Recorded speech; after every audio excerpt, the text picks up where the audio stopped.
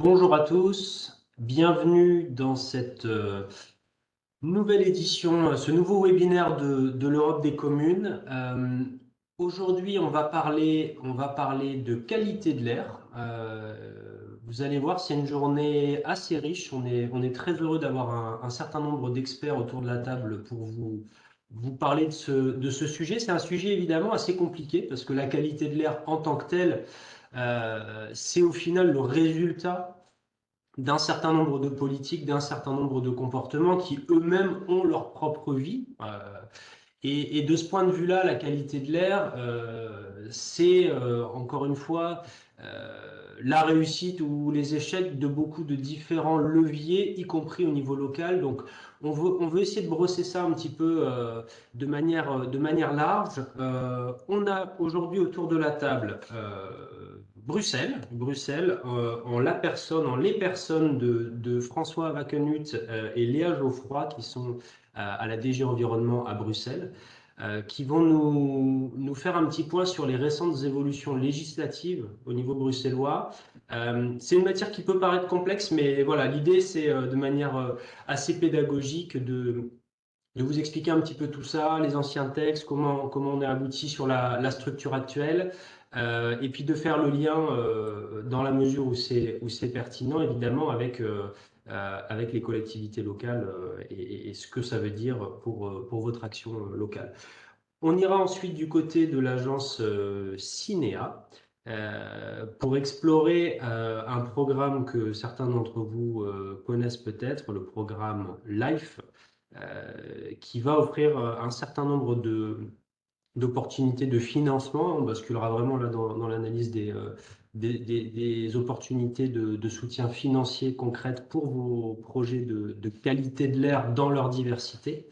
Et on fera ensuite pardon, c'était avec Nadia Lamanda, je ne t'ai pas présenté. Et on fera le même exercice ensuite du côté des fonds structurels avec la NCT et Marie Sergent qui est avec nous aujourd'hui. On va couper avec des questions à la fin de chaque section pour éviter que vous ayez la tête comme ça au bout de 45 minutes, 1 heure. Donc, n'hésitez pas à poser vos questions dans le chat et on essaiera d'en prendre donc quelques-unes au fur et à mesure. Pour rappel, pour ceux d'entre vous qui ont l'habitude de nos webinaires, on fera circuler pour les questions qu'on n'aurait pas pu prendre maintenant, il y en aura forcément une FAQ par écrit par la suite qui reprendra le PowerPoint et qui reprendra le replay si vous avez adoré et que vous voulez revoir tout ça une deuxième fois tranquillement à la maison. Euh, voilà, je passe peut-être très rapide quand même contexte sur qui on est pour ceux qui viendraient ici pour la première fois, hein. L'Europe des communes, on est vraiment le service en France de la Commission européenne qui est dédié spécifiquement aux collectivités locales. Donc on essaie de faire ce type d'exercice, on prend une question, une compétence vraiment qui intéresse les collectivités locales et notamment les communes, y compris les plus petites communes qui ne sont pas forcément toujours très équipées pour digérer cette matière européenne. On parle d'une question concrète et puis on rassemble un peu comme on le fait aujourd'hui des personnes qui ont des choses intéressantes à vous raconter du point de vue de projets de territoire. Voilà, je laisse la parole à François et Léa pour notre premier bloc sur le cadre législatif. Merci Pierre et bonjour à tous. On est ravis, Léa et moi, d'être parmi vous cet après-midi et d'avoir cette opportunité de vous parler de qualité de l'air. Je vais peut-être poser un petit peu le cadre de l'unité dans laquelle on travaille. Donc moi, je suis chef d'unité en charge de la politique de la qualité de l'air, mais on traite aussi dans l'unité des questions urbaines. Et donc, c'est très à propos par rapport à l'échange qu'on a avec vous aujourd'hui, puisque ces problématiques sont très liées, comme Pierre l'a indiqué, et c'en est l'illustration même dans la dénomination de nos activités, puisqu'on a choisi de constituer un portefeuille qui insérait ces deux dimensions au sein d'une même entité. Et on traite aussi des questions qui ont trait au bruit, qui est aussi un enjeu urbain, mais on n'en parlera pas aujourd'hui. Et donc Léa, qui dans quelques instants vous présentera notre cadre législatif, travaille directement sur nos directives pertinentes en la matière, et on vous présentera en l'occurrence un processus de révision législative qui vient de s'achever et qui est aujourd'hui le cadre dans lequel va s'insérer voilà, les efforts à venir des villes, donc de vos communes, pour améliorer la qualité de l'air pour les citoyens. Mais ce que je voulais faire de façon préliminaire, c'est commencer avec quelques illustrations, et c'est des choses qui vont être reprises par Léa, donc vous aurez plus de détails sur ces questions, mais je voulais poser le débat en vous donnant quelques données. Et je vais commencer par un chiffre, un nombre, 239 000. 239 000, c'est le nombre de morts prématurées qui sont attribuables à la pollution de l'air par les particules fines, ce qu'on appelle les PM2.5, Léa vous en dira plus, en 2022.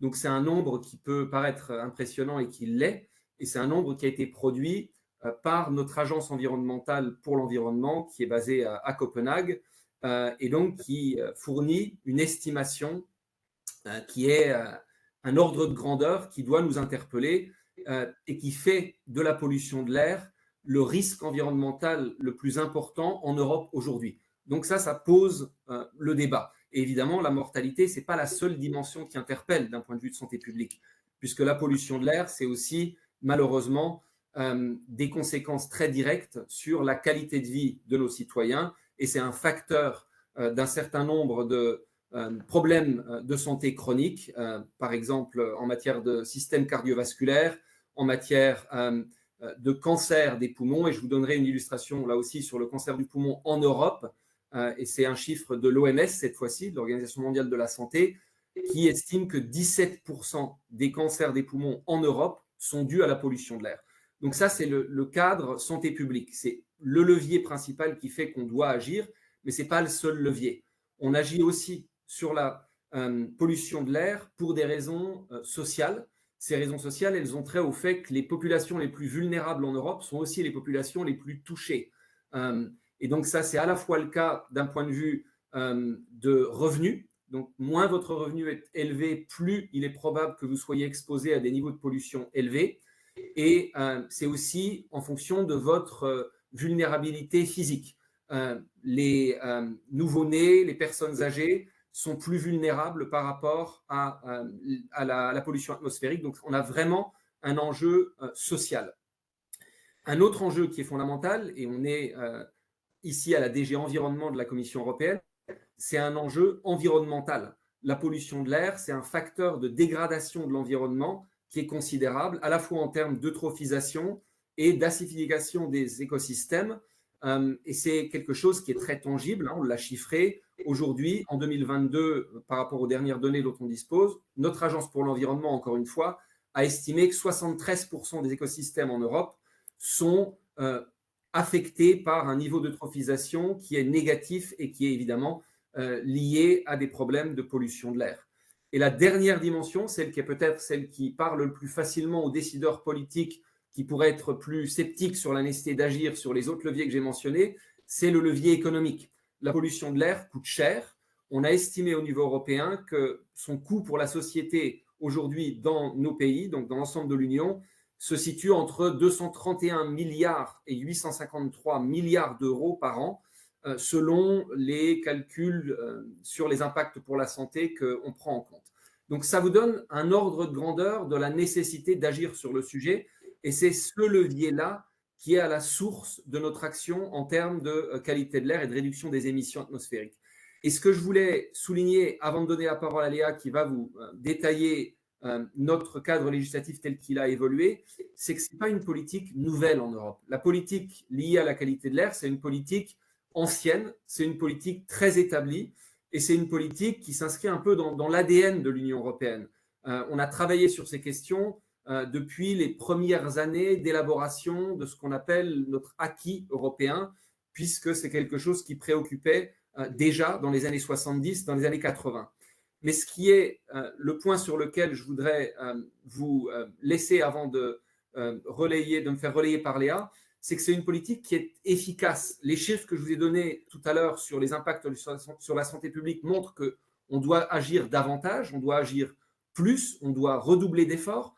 Mais si on regarde ce qui a été fait ces 2 dernières décennies, on peut voir les effets tangibles de nos politiques. Et ces effets, ils ne sont pas imputables à Bruxelles, ils sont imputables à l'ensemble des acteurs au niveau local, régional et national qui ont entrepris les transitions qui font qu'aujourd'hui, on est dans une situation qui est meilleure que celle qui caractérisait l'Union il y a 20 ans. Et je vais vous donner une illustration chiffrée. Si on regarde les morts prématurées, donc ce que je vous ai dit tout à l'heure par rapport aux 239 000 morts prématurées liées au PM2.5, elles ont décliné de 41% au cours des 2 dernières décennies. Donc, c'est considérable. Et en termes d'émissions, ça s'est transcrit par une réduction de la pollution via, par exemple, le dioxyde de soufre de 80%. Et on a été moins efficace sur d'autres comme l'ammoniac, 12%. Mais c'est pour vous donner un ordre de grandeur sur l'effort qui a déjà été accompli, parce qu'en même temps, l'Europe s'est enrichie et notre niveau de richesse a cru, lui, pendant la même période, par plus de 13%. Et donc, voilà, ça c'était pour poser le cadre économique, de santé publique, environnementale et sociale, de la nécessité d'agir sur la qualité de l'air et de montrer que c'est quelque chose qu'on fait activement depuis plus de 20 ans, de façon efficace, puisque les efforts portent leurs fruits aujourd'hui, mais que bien davantage est encore nécessaire, puisqu'on ne peut pas tolérer qu'on soit encore aujourd'hui à un niveau de mort prématurée trop élevé, à un niveau de dégradation environnementale trop élevé et à un niveau d'inéquité sociale lié à la pollution atmosphérique qui soit trop élevé également. Donc sur ce, je vais donner la parole à Léa qui va dans le détail vous présenter notre cadre législatif dans ses évolutions les plus récentes.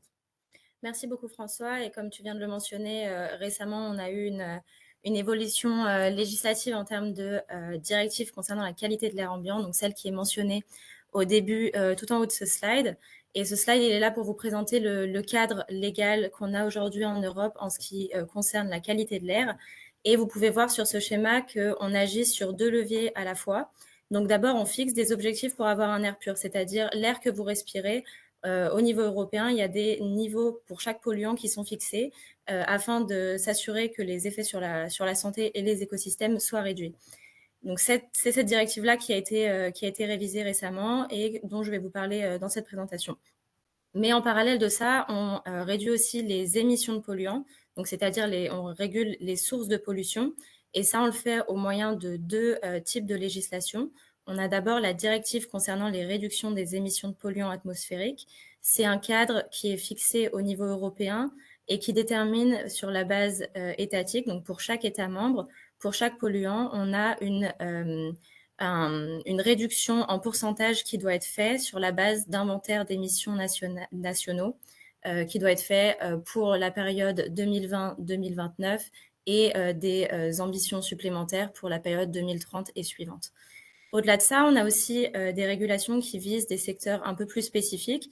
Donc, comme vous le voyez, c'est ce qui est écrit à droite du slide. Ça va être des normes d'émissions sur les émissions industrielles ou par exemple sur les véhicules avec les normes Euro que vous connaissez probablement. Slide suivante, s'il vous plaît.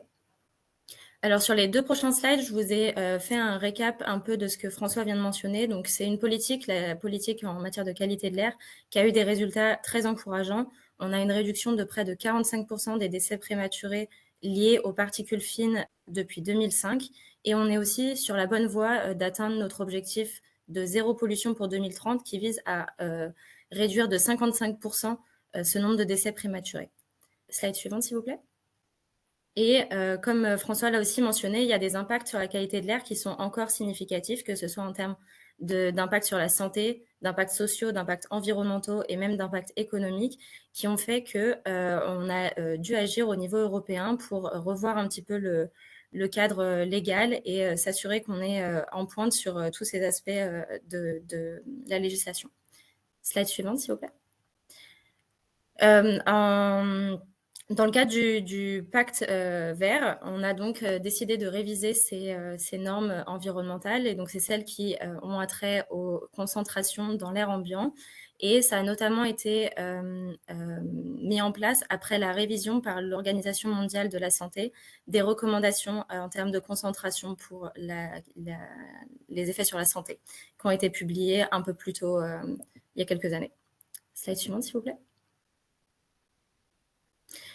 Vous pouvez voir sur cette slide, du coup, le calendrier en matière de révision. On a proposé à la Commission un nouveau texte en octobre 2022 qui a été négocié pendant près de 2 ans et qui a abouti à l'entrée en vigueur de la nouvelle directive, qui est la directive 2024-2881, en décembre dernier. Et à partir de maintenant, les États membres, donc la France, vont devoir transcrire dans leur droit national cette directive européenne révisée et ensuite la mettre en œuvre pour atteindre les nouvelles ambitions qui ont été mises dans ce texte. Next slide. Ce qu'a fait cette nouvelle directive de l'air ambiant, c'est déjà avant tout de simplifier un peu le cadre législatif en termes de qualité de l'air, avec une combinaison de 2 anciennes directives, la directive 2008 et la directive 2004, qui couvraient des polluants différents.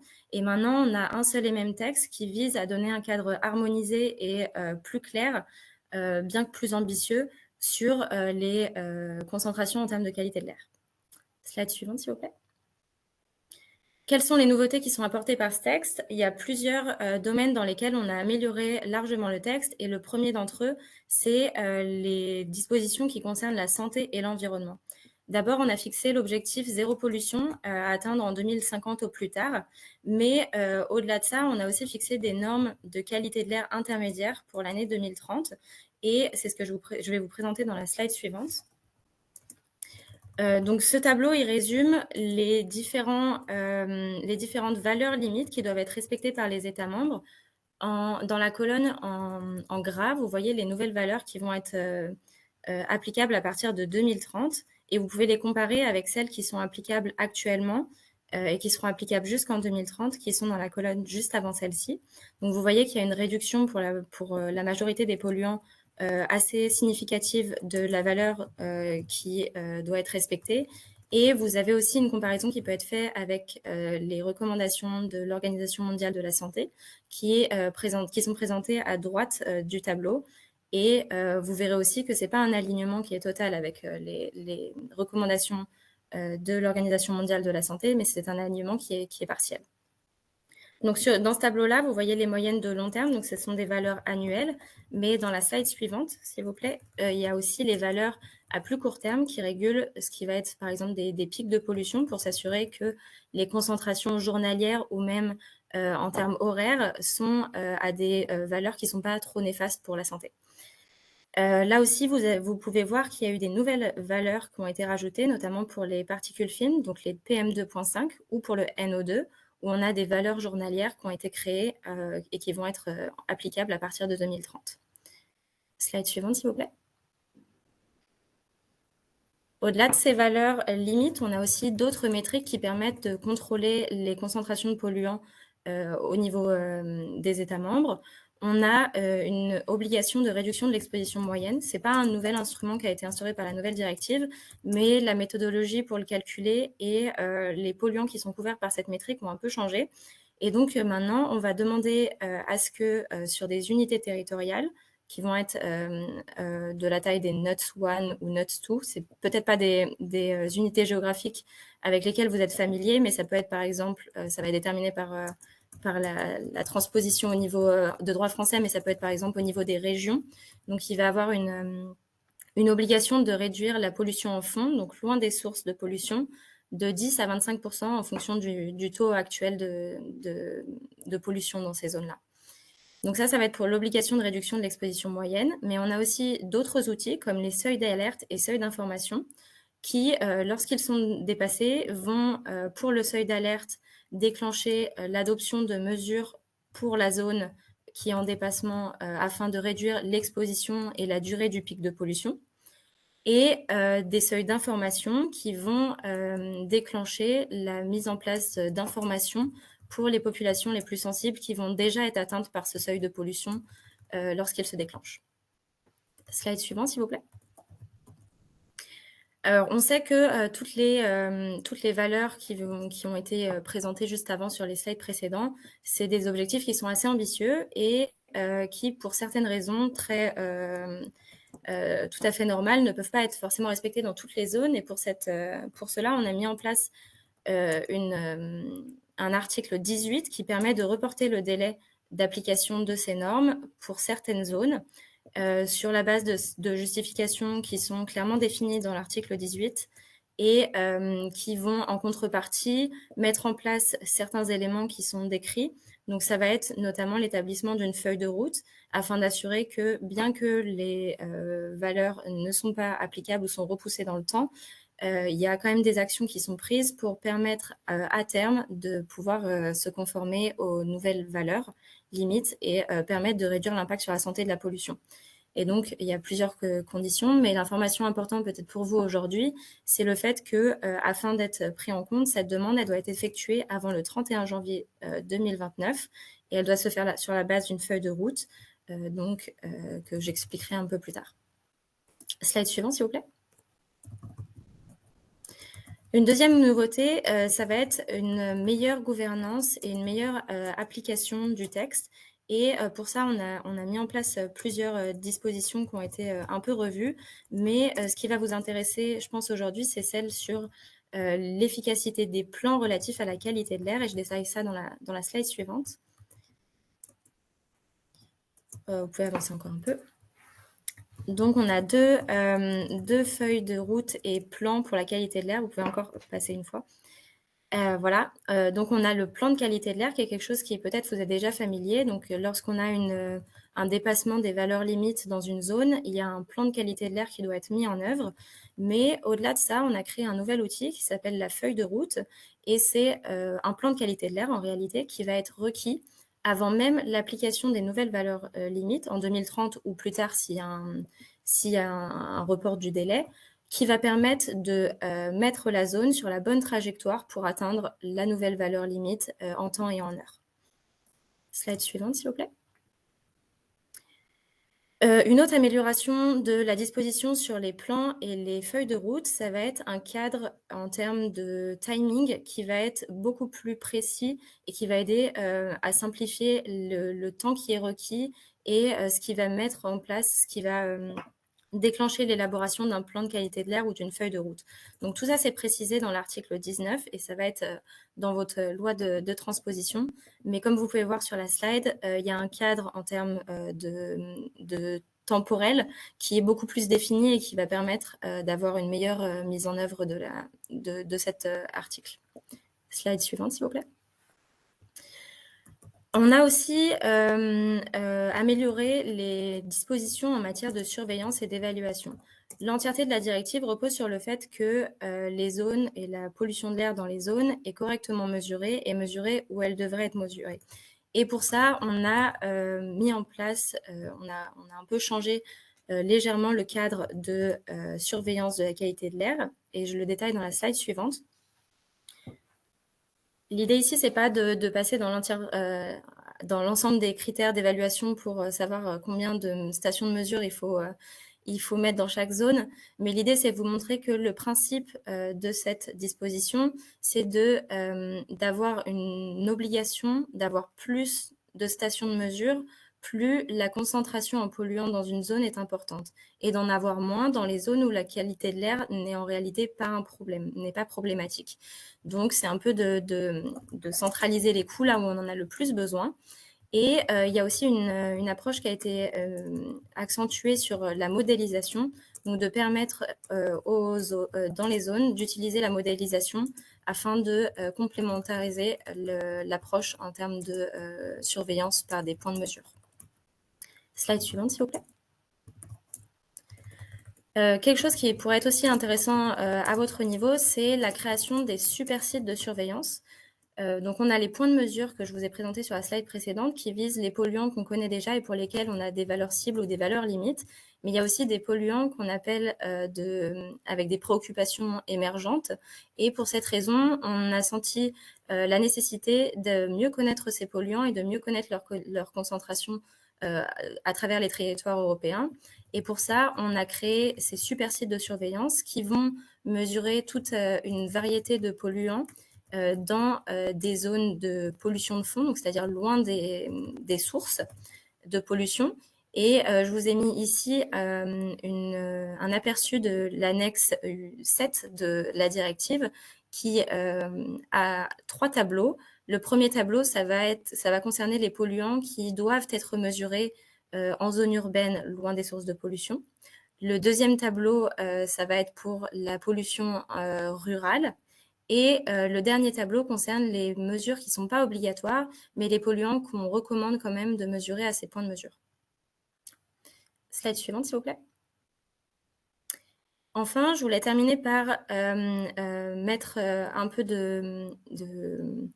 d'attention sur les dispositions en termes d'information et de communication. On a essayé d'améliorer la communication qui est faite au public sur les enjeux de qualité de l'air et de leur donner une information plus actualisée, plus complète par ce moyen. Et dans la slide suivante, je détaille notamment une nouveauté qui est l'obligation pour les États membres de mettre en place un indice de qualité de l'air. Donc cet indice de qualité de l'air, il repose sur 5 polluants et il donne une information très simplifiée au public qui permet de voir si la qualité de l'air est bonne ou mauvaise et d'adapter son comportement en fonction de cette qualité de l'air afin de ne pas être soumis, par exemple, si on est une population sensible et vulnérable à des concentrations et de faire un effort physique, par exemple, à ce moment-là.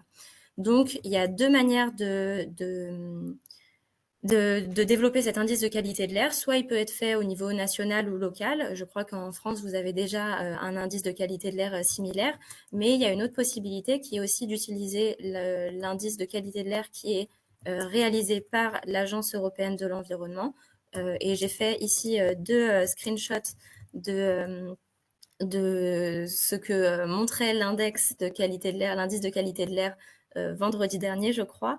Et donc, on voit par exemple que pour la France, l'indice de qualité de l'air était plutôt bon, à part certains petits points. Ça a été pris à 2 moments différents, d'où la différence de couleurs sur les 2 screenshots. Voilà. Slide suivante, s'il vous plaît. Je vais donc, en termes de conclusion, j'aurai une dernière slide après ça, mais en termes de conclusion, je voulais juste revenir sur les résultats qui étaient attendus de cette nouvelle législation. Donc, on vise un impact pour la santé qui est assez conséquent, avec une réduction de la mortalité annuelle de près de 75% et de la morbidité, donc c'est-à-dire de toutes les maladies qui ne causent pas la mort, mais qui empêchent quand même, réduisent largement la qualité de vie de nos concitoyens, de plus de 50%. On a aussi des avantages sociaux, car comme François l'a mentionné dans son introduction, ce sont les populations les plus sensibles et les plus vulnérables qui sont les premières atteintes par la pollution de l'air. Et du coup, ces réductions de pollution supplémentaires vont d'abord leur bénéficier à eux. On prévoit aussi des avantages sur l'environnement qui sont assez conséquents, avec une réduction de l'eutrophisation de 22% et de l'acidification de plus de 60%. Donc, un impact très positif sur les écosystèmes et une diminution des pertes des récoltes et des dommages aux forêts qui ont, comme on l'a présenté au début, un impact aussi en termes économiques. On a donc des avantages économiques qui ont été estimés à 42 milliards d'euros annuels et jusqu'à 121 milliards d'euros selon la méthode d'évaluation. Donc, ce sont des bénéfices qui sont bien supérieurs à ce qu'on estime être le coût de mise en œuvre de cette nouvelle directive qui devrait avoir un coût d'implémentation inférieur à 6 milliards d'euros. Slide suivante, s'il vous plaît. Donc voilà, ça c'était pour la directive qualité de l'air, et je voulais aussi attirer votre attention sur une autre directive. Comme je vous l'ai mentionné au début quand je vous ai présenté le cadre législatif, on régule les concentrations, donc l'air qu'on respire, c'était la directive qualité de l'air, mais on régule aussi la quantité de pollution qu'on rejette dans l'atmosphère, et ça c'est la NEC, ce qu'on appelle la NEC. Et elle est actuellement en cours d'évaluation, donc on est en train de faire le travail, on a consulté les États membres, peut-être que vous avez aussi pris part à cette consultation, et on attend le résultat de cette évaluation à la fin de l'année 2025, qui seront ensuite publiés et qui pourra peut-être vous intéresser. Voilà. Avec ça, je termine ma présentation et je suis ouverte à répondre à vos questions si vous en avez. Merci beaucoup. Merci beaucoup François, merci beaucoup Léa. C'était très clair, c'était dense, mais je crois to the point en bon français. On a peut-être, je crois, deux questions qu'on pourrait prendre à ce stade. Encore une fois, n'hésitez pas à intervenir dans le chat pour qu'on les prenne éventuellement plus tard. Tanguy, tu veux? Effectivement, on a quelques premières questions. La première, on nous évoque en France, il existe l'obligation de réaliser un plan climat air-énergie pour les territoires de plus de 20 000 habitants. Les autres pays européens ont-ils ce genre de document? Oui, alors je peux prendre cette première question. Donc en fait, au niveau européen, il y a différents types de plans, et donc notamment des plans énergie et climat qui sont sous la responsabilité de nos collègues dans d'autres directions générales, la direction générale de l'énergie et la direction générale du climat. Et en jargon, ici, on les appelle les NECPs, donc les National Energy and Climate Plans, les plans nationaux énergie-climat. Mais dans la législation air, et en fait dans la directive NEC, on dispose de plans nationaux de contrôle de la pollution, hein, qu'on appelle en bon français les NEPCPs, les Air Pollution Control Programs. Et donc, il y a une interface importante entre la dimension climatique, énergétique et air. Mais ces deux processus qui sont juridiquement distincts, mais qui sont en substance très intégrés. Et donc, ça, c'est des obligations au niveau national, puisque la question, elle portait sur le fait que vous ayez une obligation au niveau des territoires de plus de 20 000 habitants. Donc ça, c'est une obligation française. L'obligation juridique européenne, elle porte sur la dimension nationale. Et du coup, les autres pays européens ont ce type de plan et doivent adopter ce type de plan. Oui. Là, c'est vraiment important de comprendre l'articulation entre ce niveau européen et puis ce qui va vraiment arriver sur les collectivités locales. On est sur un outil juridique, une directive, et qui donc passe par une phase intermédiaire de transcription en droit national qui laisse une assez grande possibilité dans la manière dont ça va être fait. En France, bon, voilà, vous avez les différents niveaux de planification avec le SRADET, le PCAET, etc. Vous avez les plans, les PPA, ensuite éventuellement les plans d'action à court terme au niveau préfectoral, etc. Bon, tout ça, c'est la façon dont la France a décidé d'organiser tout ça sur la base de l'ensemble des contraintes juridiques qui peuvent être dans de la législation effectivement environnementale de ce type ou énergie, etc.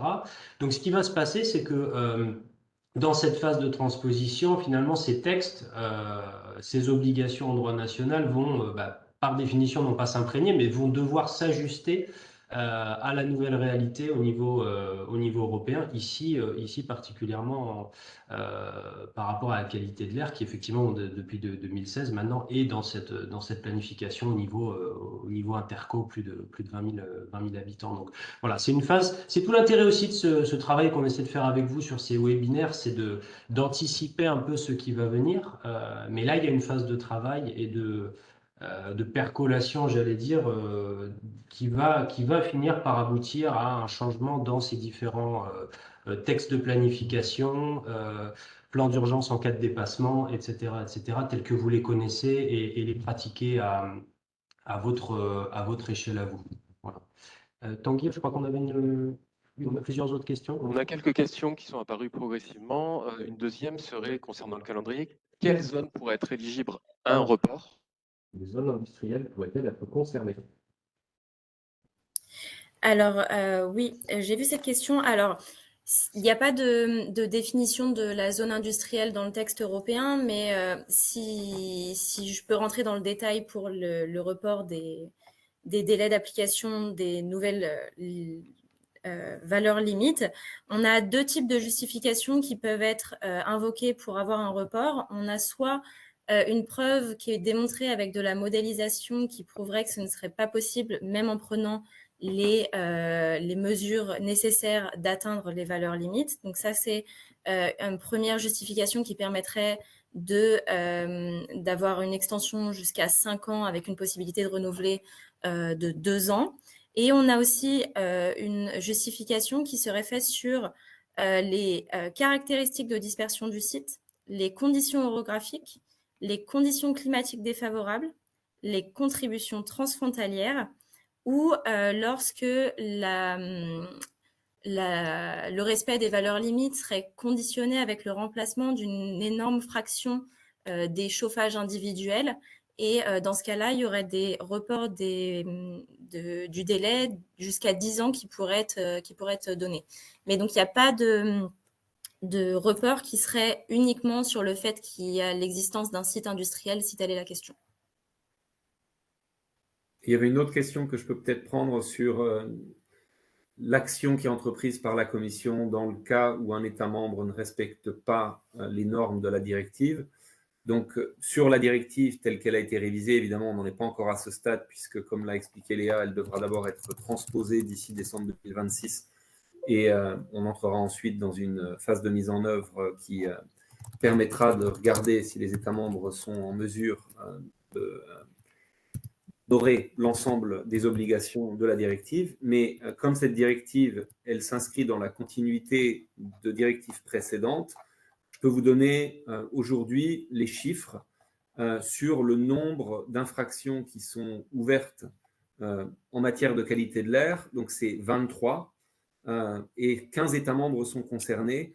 Et donc, je vous donne ces chiffres pour illustrer le fait que donc, si un État membre ne respecte pas les normes de la directive permet d'avoir une action de remédiation via le processus d'infraction, mais c'est un processus qu'on entreprend après beaucoup d'autres étapes, c'est-à-dire qu'on a aussi beaucoup de soutien qui est apporté aux États membres, on a beaucoup de coopération avec les autorités compétentes des États membres, on fournit aussi de l'assistance technique, c'est-à-dire qu'on met en place un certain nombre de séminaires qui permettent de clarifier certains points plus saillants de la législation quand il y a une difficulté particulière qui se pose. Et donc, on a vraiment tout un arsenal d'outils de soutien qui sont disponibles pour s'assurer que les États membres soient en mesure d'atteindre les objectifs qui sont fixés dans la législation. Mais dans le cas où ces objectifs ne sont pas atteints de façon persistante, là, on a un outil qui est celui de l'infraction qui permet en fait souvent aussi d'avoir un dialogue bilatéral approfondi et qui génère des échanges constructifs vers une amélioration de la situation pour les citoyens concernés. Merci beaucoup. Je propose qu'on passe au deuxième bloc, c'est-à-dire vraiment la partie financement européen sur l'ensemble de la diversité des projets qui ont vocation à améliorer la qualité de l'air dans vos territoires. Et je me tourne vers Nadia pour le programme LIFE. Oui, et je vais prendre l'opportunité qui m'a été offerte que Tanguy continue à présenter les diapos. Si c'est possible, Tanguy, merci de le faire. Donc, effectivement, mon collègue Mario et moi-même, on fait partie de l'unité LIFE dans l'agence Cinéa. J'attends que les slides soient mis sur l'écran. Je ne sais pas si c'est encore déjà le cas. Oui. Donc, nous, Cinéa, en fait, a reçu le mandat de la Commission européenne pour mettre en œuvre le programme LIFE. Et effectivement, comme on le verra, ça s'articule très bien avec ce qui a été présenté par François et Léa, car effectivement, les projets LIFE, en fait, ont pour objectif de mettre en musique sur le terrain une partie, en fait, et contribuer à la mise en œuvre du cadre législatif qui a été présenté. Donc, pour commencer, en fait, la qualité de l'air, et l'air, en fait, est un des domaines, une des priorités qui est directement inclus dans les priorités du sous-programme économie circulaire et qualité de vie. On a vu effectivement l'impact direct sur la santé. Donc là, l'impact attendu des projets doit être directement sur la qualité de l'air. Il a été aussi mentionné le lien très fort avec l'action climatique. Là, il faut juste savoir que le programme Action pour le climat, effectivement, certains des projets ont un impact indirect sur la qualité de l'air, mais attention, les projets qui sont soumis sous ce sous-programme doivent d'abord et premièrement avoir un impact soit d'atténuation, soit d'adaptation sur les enjeux climatiques. Donc ça, c'est important de le noter. Ensuite, le programme LIFE, donc c'est un programme qui soutient un certain nombre de types de projets Le type, on va dire, classique, c'est le projet d'action standard. Et là, c'est ouvert à un certain nombre d'acteurs de terrain. Ça peut être des communes, hein, comme vous-même. Ça peut être aussi des acteurs privés. Ça peut être des ONG. Et c'est souvent des partenariats qui combinent, en fait, l'ensemble de ces partenaires. Hein, c'est souvent le cas, on aura des exemples plus tard. Et eux, en fait, les projets, en fait, les porteurs de projets mettent en œuvre des solutions innovantes dans notamment la qualité de l'air. J'aurai des exemples. Ensuite, on a un autre type de projet qui s'appelle des projets stratégiques intégrés. Donc là, c'est d'une autre nature de projet. Ce sont des projets beaucoup plus ambitieux en termes de durée de projet, mais aussi en termes de couverture territoriale. Et on les présentera également. Diapo suivante. Donc, les projets d'action standard, comme je le disais, dans les appels à projets, on a des sujets prioritaires qui sont détaillés. Donc là, je ne vais pas lire dans le détail parce que c'est assez long, mais vous voyez ici sur le slide ce qu'on attend. Hein, donc, sachant qu'on n'est pas du tout prescriptif, on a juste émis les différentes priorités et si vous avez des idées en fait de projets, ils s'intégreraient dans ces priorités-là. Donc, ça peut être une ou deux ou plusieurs priorités. Donc, on a la réduction des particules, hein, par exemple le lien avec le chauffage domestique, comme ça a été mentionné. On a aussi toute une série de projets en fait, qui vont cibler la mobilité durable du transport routier. Donc là, vous avez, comme vous pouvez voir, ça peut travailler au niveau des pneus, au niveau du revêtement de la route. Donc, des innovations qui sont faites dans l'un ou l'autre peuvent avoir et ont un impact direct sur la qualité de l'air et sur la réduction des émissions des polluants. Ça peut aussi être de la mobilité durable dans des secteurs autres que le transport routier. Par exemple, on a eu déjà plusieurs projets en lien avec le transport maritime. Ça peut aussi être, donc, dans le grand domaine de l'agriculture, des projets qui vont cibler plus particulièrement des techniques qui vont réduire les émissions d'ammoniac, de méthane et de particules. Et on a entendu que ça faisait partie encore des choses où on devait s'améliorer, hein, comme l'a mentionné François. Prochaine diapo. Donc, on a aussi un ensemble de projets qui viennent en soutien à la mise en œuvre, l'application directe de la directive sur les émissions industrielles. Donc là, attention aussi, donc on n'est pas prescriptif, mais on cadre dans la priorité un certain nombre de points, notamment les projets doivent vraiment soutenir les techniques émergentes qui sont déjà mentionnées dans la directive, hein, ou alors, si ce n'est pas le cas, elles doivent effectivement identifier des techniques qui pourraient, hein, rentrer dans une liste de techniques de best, on appelle ça en anglais best available technique, hein, et qui rentreraient dans des documents de référence. Et là aussi, la liste des polluants sont mentionnés, hein, et donc là on a des attendus par rapport à la liste de ces polluants-là. Ensuite, il y a le point qui avait aussi été mentionné par François sur la capacité, effectivement, des administrations pour mettre en œuvre les plans qui sont décidés au niveau européen. Et donc là, on a aussi un volet, ce qu'on appelle gouvernance, qui va cibler plus particulièrement cet aspect-là d'augmenter la capacité de pouvoir suivre, de pouvoir appuyer les administrations locales à mieux mettre en œuvre leurs plans. Diapo suivante. Alors ça, c'était pour les projets d'action standard. Maintenant, les projets stratégiques, comme je le disais, c'est un autre type de projet complètement différent. Donc là, à la base de ce projet, vous avez quoi? Vous avez un plan soit de qualité de l'air, hein, conformément à la directive, soit des programmes nationaux de contrôle de la pollution. Donc ça, c'est le point de départ. Vous avez une autorité responsable qui a écrit le plan, hein, et qui l'a fait adopter. Et ensuite, il y a la mise en œuvre de ce plan. On sait que c'est des projets d'ampleur et qui nécessitent effectivement à mettre autour de la table toute une série d'acteurs. Hein. Et le programme LIFE soutient en fait la mise en œuvre de ces plans-là. Donc, soutient l'autorité responsable avec aussi une série avec un ensemble de bénéficiaires, donc d'autres acteurs qui ensemble font un partenariat. et pour mettre en œuvre le plan. Et donc là, on parle de couverture nationale, de couverture territoriale beaucoup plus importante parce elle est celle de la mise en œuvre du plan. Ça peut être national, régional, mais aussi, on parle aussi de montants de besoins financiers qui sont beaucoup plus importants, et notamment soit directement via le programme LIFE, soit qui sera mobilisé grâce au projet LIFE. Et donc là, on parle effectivement de mesures complémentaires qui permettent la mise en œuvre du plan dans sa totalité. Prochaine slide. Donc là, j'ai 3 exemples. Donc le premier exemple, c'est le projet Life Fit.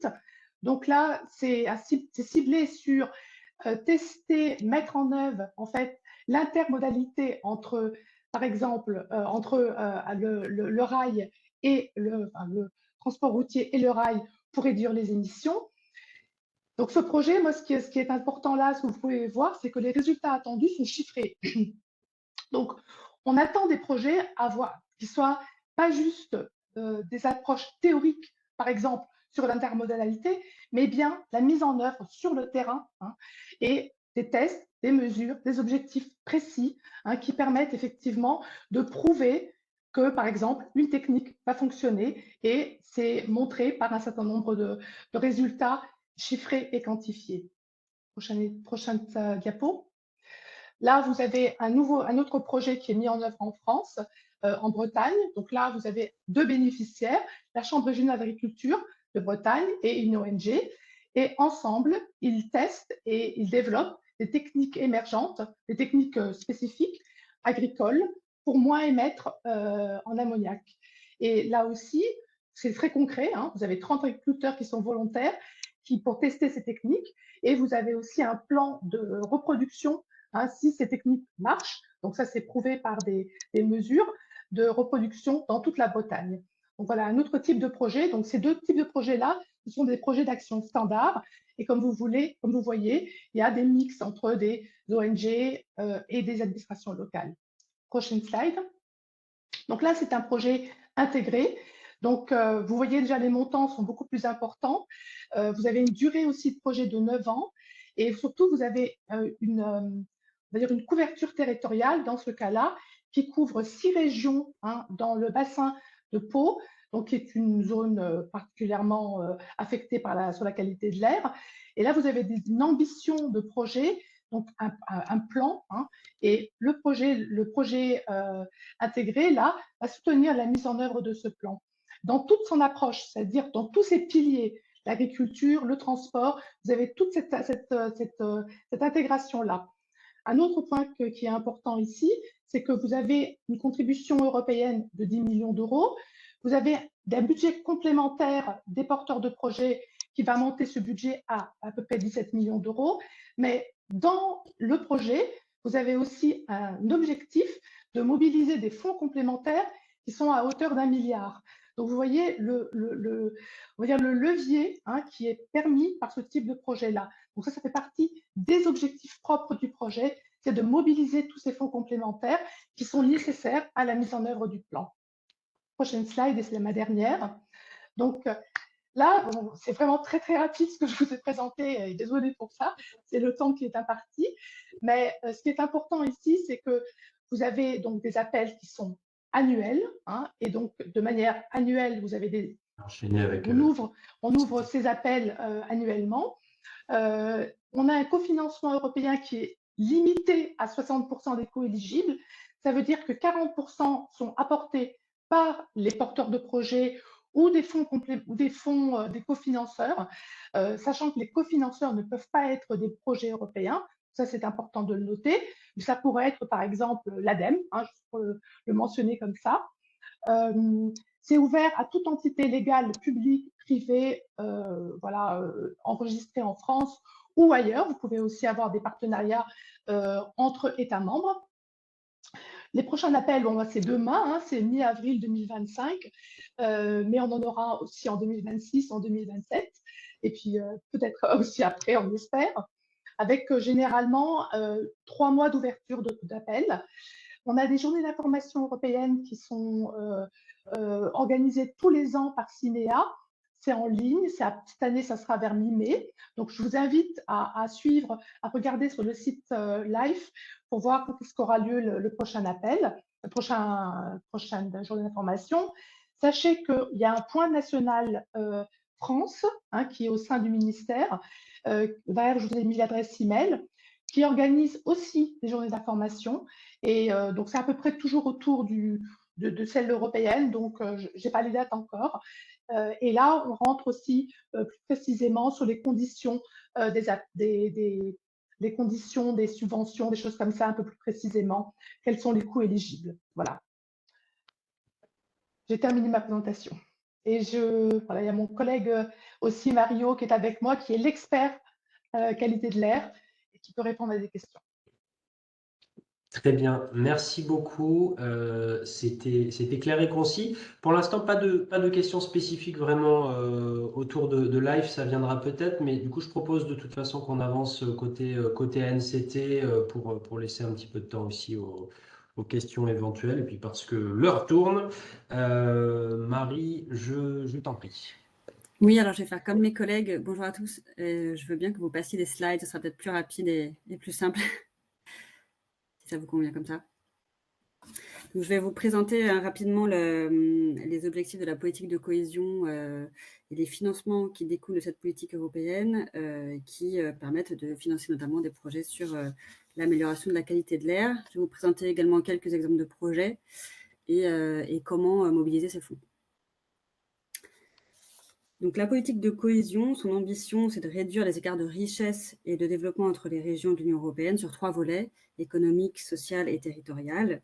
Elle vise 2 objectifs principaux qui sont l'investissement pour la croissance et l'emploi et la coopération territoriale. Aujourd'hui, on va s'intéresser uniquement au premier volet, la coopération territoriale, même si elle peut aussi financer des projets dans la transition verte. On ne s'y intéresse pas, c'est le programme Interreg, pour ceux qui connaissent déjà. Et la Commission, donc, elle établit un budget pluriannuel. Pour la programmation en cours 2021-2027, on a 18 milliards d'euros qui sont alloués à la France pour mettre en œuvre donc, la politique de cohésion. Et via 3 fonds, 3 fonds européens. Donc le premier, c'est le FEDER, que vous voyez là, qui est à 9,1 milliards. Le FEDER, c'est le Fonds européen de développement économique et régional, et qui va financer des actions des opérations dans la transition écologique notamment, mais la transition numérique, la compétitivité, les aides aux entreprises notamment.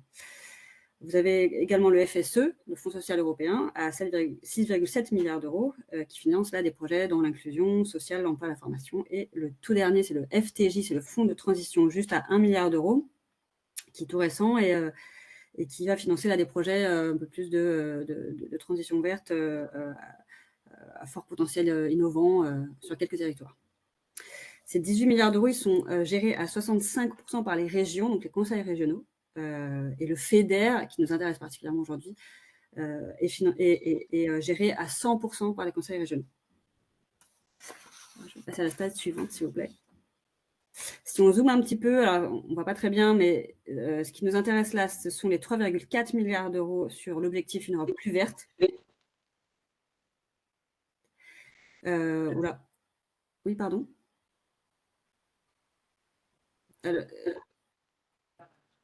Excusez-moi, parce que j'ai un écho, du coup. Donc là, on va retrouver des projets d'efficacité énergétique, de mobilité urbaine durable, prévention des risques naturels et climatiques, notamment. On a 1 milliard d'euros sur l'objectif Une Europe plus proche des citoyens. On va retrouver également des projets sur la mobilité.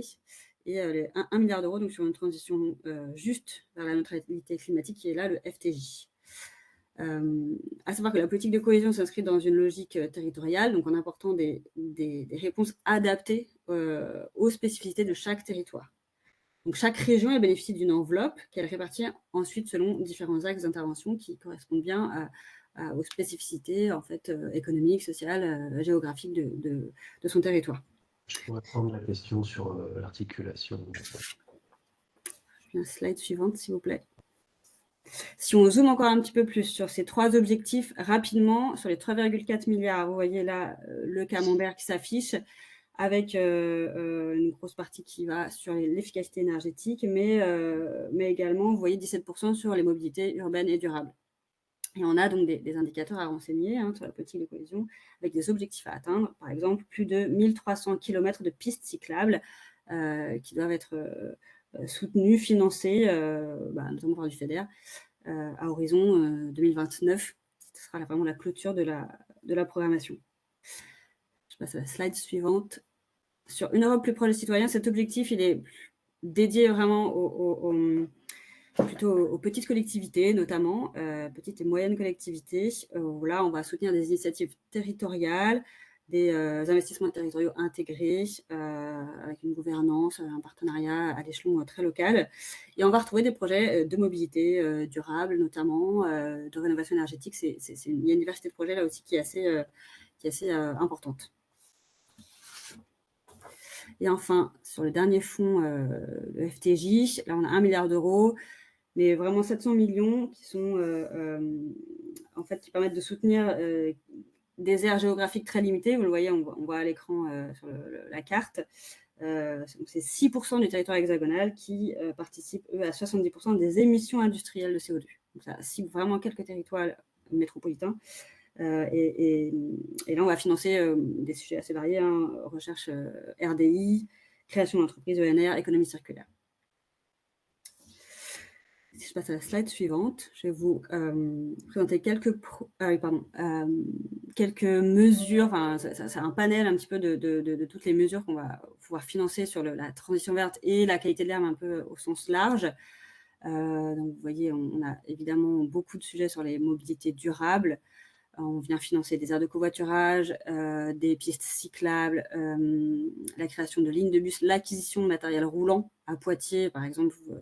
On a une opération d'acquisition de bus qui roulent au biogaz, la création de pôles d'échange intermodal et des solutions un peu plus innovantes et des projets également qui viennent promouvoir la mobilité durable. Je peux vous dire quelques mots aussi sur les enveloppes, typiquement sur la mobilité durable, la Réunion, mais des montants assez importants sur la mobilité urbaine durable, et Hauts-de-France également. Je crois qu'on est autour de 130 millions d'euros. La Réunion, c'était 160 millions d'euros. Voilà. Sur d'autres régions, on va être à des montants un peu inférieurs. À l'inverse, par exemple, en Auvergne-Rhône-Alpes, on va ils ont décidé de mettre des montants assez importants plutôt sur la rénovation énergétique. Voilà. Donc vous avez vraiment ici un panel de mesures qui viennent être financées, qui sont financées par le FEDER notamment et un petit peu par le FTJ, le Fonds de transition juste. Je passe à la slide suivante. Quelques exemples de projets qui sont financés par du FEDER essentiellement et parfois du FTJ. Donc sur la mobilité durable, l'aménagement de pistes cyclables donc à Lille, les Hauts-de-France sont assez précurseurs, et la métropole européenne de Lille va chercher beaucoup de FEDER pour financer des aménagements urbains, des pistes cyclables. Voilà, donc c'en est un exemple. Donc, vous voyez ici, on est à un projet sur 2 ans et 2 millions d'euros. C'est un projet assez ambitieux pour le FEDER. Il y a un taux de cofinancement à 50%.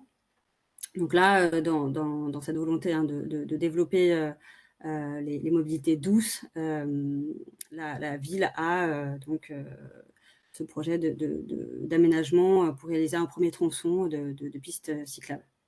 Voilà. Je passe à la slide suivante. Là, ici, vous avez l'aménagement d'un pôle intermodal. Donc, à la gare de Bourbourg, on est toujours donc, en Hauts-de-France à Dunkerque. C'est un projet donc là, beaucoup moins ambitieux en termes de montant. On est à 490 000 euros de dépenses totales. Et un taux de cofinancement qui est aussi à 50%. Et donc là, la ville est en pleine mutation avec l'arrivée d'industries et de nouveaux emplois. Donc l'objectif, c'est de permettre aux habitants une meilleure accessibilité au réseau de bus de la commune et aussi de pouvoir circuler facilement et de rejoindre la vélo maritime, par exemple. Donc, je vous ai mis parfois le lien vers en fait, une vidéo de présentation qu'on peut retrouver sur YouTube qui présente l'opération.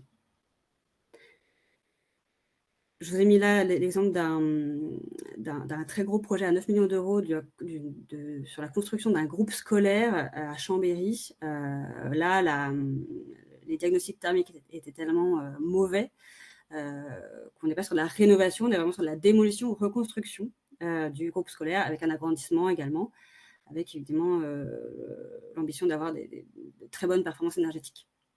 Là, le taux de cofinancement il est bien moindre, 15%, mais le projet est très, très, très important.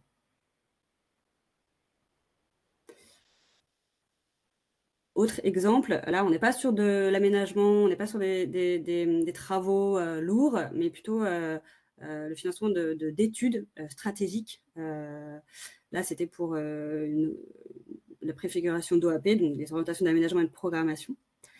Donc un projet à 65 000 euros. Et donc, il s'agit de formaliser en fait un programme de développement et d'aménagement plurithématique sur la commune de Brax, et donc de préparer en fait la révision du PLUI de l'agglomération, et donc d'avoir en fait de financer une étude préalable qui intègre différents champs, et en fait c'est donc une aide à la décision derrière, mais vous voyez que toutes les thématiques sont incluses, l'habitat, les équipements, les mobilités, l'agriculture, etc. Ça peut être intéressant aussi, voilà, pour des petites communes comme ça, d'avoir des financements européens. Là, vous voyez que c'est une enquête qui est menée par le CEREMA, une enquête mobilité, et qui doit permettre, là aussi, d'apporter des connaissances, une meilleure information aux élus, enfin aux autorités locales sur le transport public et l'aménagement urbain, pour aussi, comme vous l'avez dit, pouvoir rédiger le plan climat, air, énergie territorial. Donc là, on est sur un projet à 464 000 euros et un taux assez intéressant de 60%. On va très rarement, même quasiment jamais, sur des taux de 100%, ça peut arriver, mais c'est extrêmement rare. On est plutôt sur le FEDER entre 20, 30% et 50%. Voilà. Là, un projet vers une entreprise, un projet très, très innovant, très important, à 10 millions d'euros. Projet LIFE, qui est la construction d'un site de production d'hydrogène renouvelable, qui est là financé par le FTJ, le Fonds de transition juste, et qui ambitionne donc de déployer une unité de production de 2 tonnes par jour d'hydrogène renouvelable et qui est produit sans émission de CO2. À partir d'électrolyse, de méthodes un peu innovantes, j'ai l'impression. Voilà, cet hydrogène qui sera produit permettra de décarboner en fait les transports, la mobilité du territoire Rhône-Isère. Je vous ai mis également le lien vers la vidéo. Et enfin, un dernier projet là un peu différent, Balzac, donc c'est en région Grand Est. C'est un projet qui doit suivre en fait un grand éventail de gaz et de particules qui sont en lien avec le secteur agricole. Je suis désolée, il y a une petite coquille avec mon tableau qui est à côté. Je vais vous redonner les bons chiffres. Le porteur de projet, c'est l'ATMO Grand Est, qui est une association qui est en charge de surveiller la qualité de l'air. Le projet il est à 434 000 euros et le taux d'intervention il est à 60%. Voilà. Et là, il surveille cette association donc, a pour but dans ce projet, dans le cadre de ce projet, de surveiller un grand nombre de polluants atmosphériques et les gaz à effet de serre. Donc, l'objectif in fine, c'est d'améliorer l'état des connaissances en fait, sur les effets des activités agricoles sur la qualité de l'air. Et alors, comment mobiliser ces fonds? Donc vous voyez que le cycle de vie d'un projet est assez long, il faut l'avoir en tête, en tout cas pour ce qui concerne les fonds européens de la politique de cohésion. Est-ce qu'il y a des projets en lien avec la qualité de l'air sur votre territoire? Là, il faut aller sur le site Europe de l'autorité de gestion, donc de la région, qui va présenter en fait les orientations et notamment les appels à projets qui seraient en cours. Parfois, on peut avoir aussi des dépôts au fil de l'eau, il faut se renseigner. Savoir qu'il y a des équipes qui sont dédiées à l'animation au sein des régions pour accompagner les porteurs de projets, pour apporter de l'information sur comment mobiliser les fonds. Il y a des guides qui sont produits, donc il ne faut pas hésiter.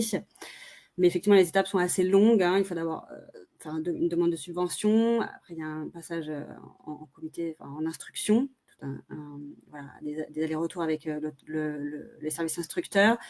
Le dossier passe en comité de programmation. Il y a une convention qui est signée. Ensuite, le projet est mis en œuvre. Et ensuite, on remonte les justificatifs. Il y en a un certain nombre. Et ensuite, on est payé. Derrière, il y a des contrôles et potentiellement des audits.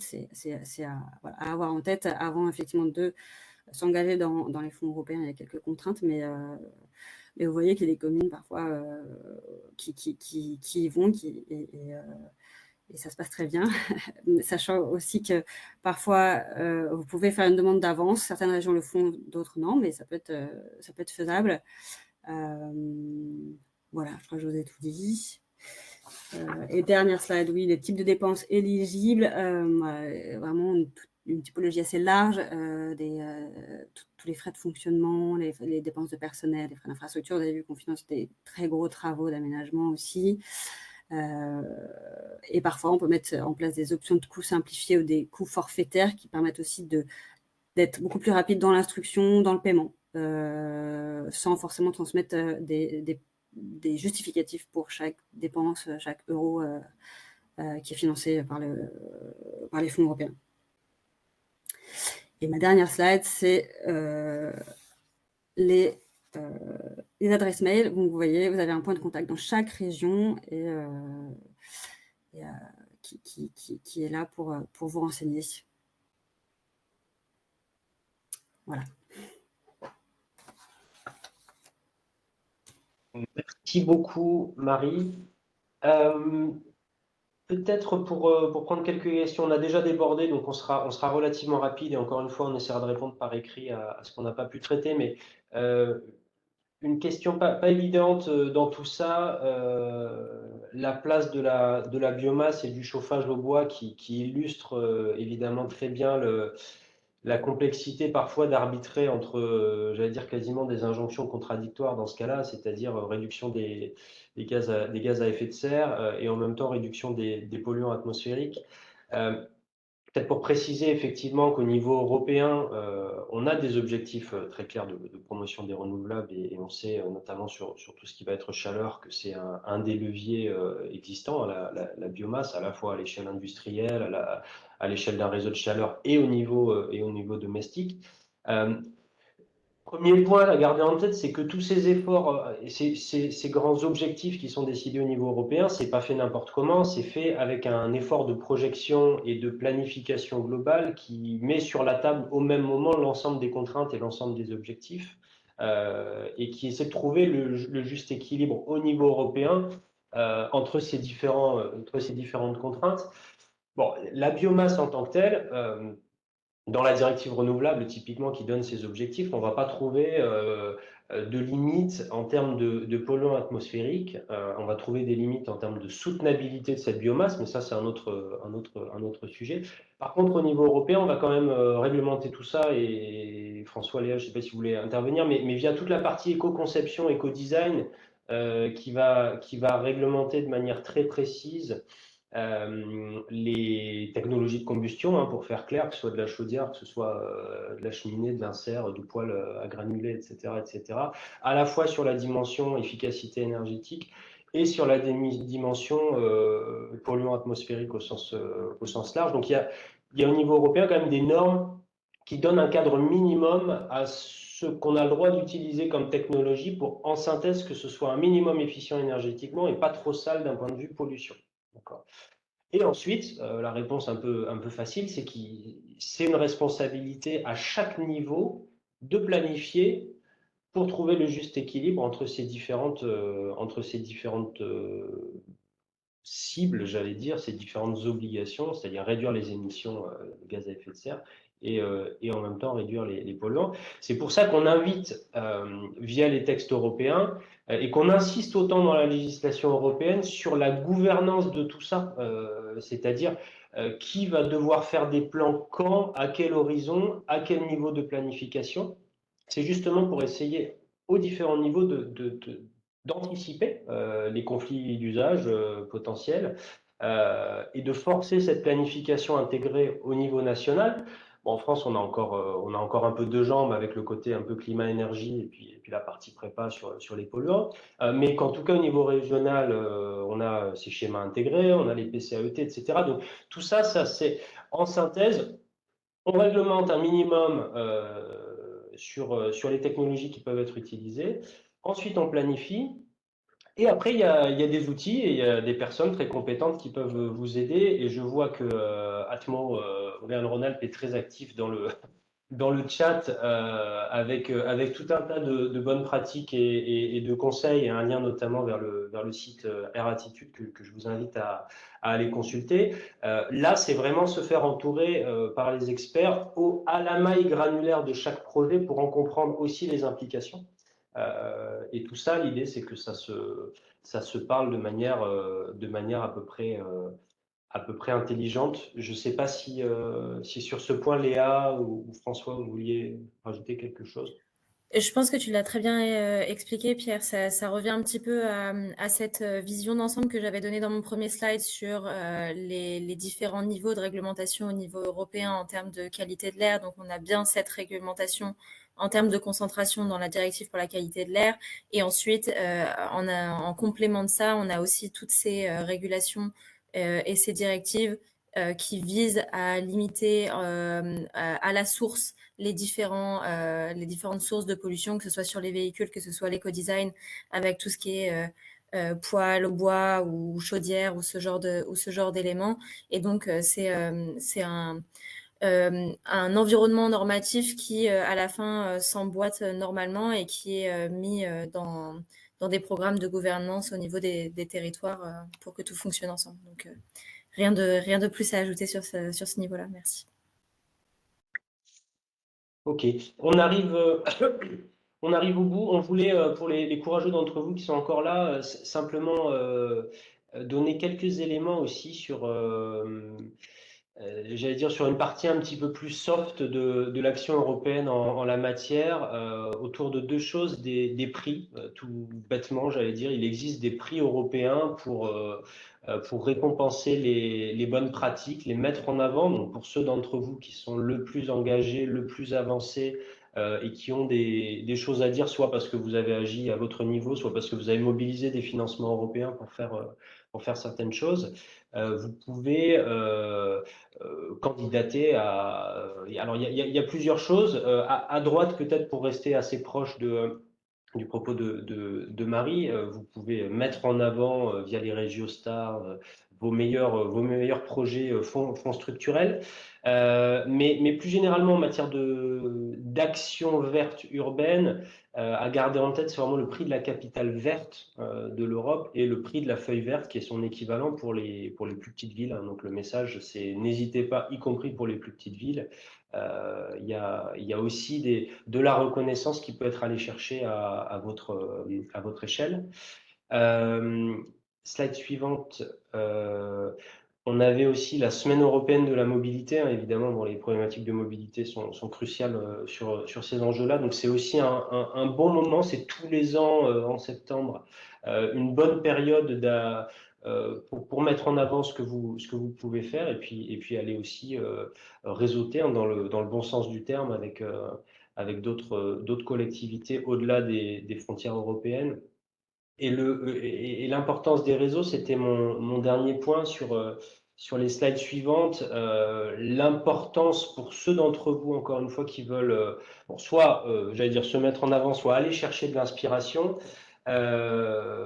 d'utiliser les réseaux existants en la matière. On a fait un webinaire un peu comme aujourd'hui, spécifiquement sur vous êtes une collectivité, comment travailler en réseau avec d'autres collectivités. Donc, on vous invite à utiliser ce replay pour zoomer. Mais peut-être sur cette problématique qu'on a traitée aujourd'hui, gardez en tête la Convention des maires, Covenant of Mayors, qui est quand même une plateforme très riche d'échanges et qui continue de grossir, de grandir avec de plus en plus de possibilités d'échanges. Le Green City Accord, que vous pouvez aussi aller voir, qui commence à inclure un certain nombre de plutôt grandes collectivités, j'allais dire presque métropole au niveau français, mais qui n'est pas limité à ces villes-là. Et peut-être dernier réseau à garder en tête, c'est bien sûr Urbact, que vous avez peut-être croisé par ailleurs, qui couvre un certain nombre de problématiques liées au développement urbain et qui fait toute sa place dans les problématiques qui peuvent être traitées dans le cadre d'Urbact, évidemment aux questions de qualité de l'air. Voilà, ce sera tout pour aujourd'hui. Vous pourrez retrouver ce replay et toutes ces informations relativement rapidement. N'hésitez pas à aller voir notre site, il est super, à vous inscrire à notre newsletter pour recevoir un peu des informations vraiment dédiées collectivités locales pour traiter la matière européenne. Et puis sur les webinaires spécifiquement, le prochain, ce sera le 11 mars et là on parlera de gestion des eaux résiduaires. Merci à tous et puis bien sûr à nos intervenants en particulier. Merci beaucoup. Merci à toi. Merci beaucoup.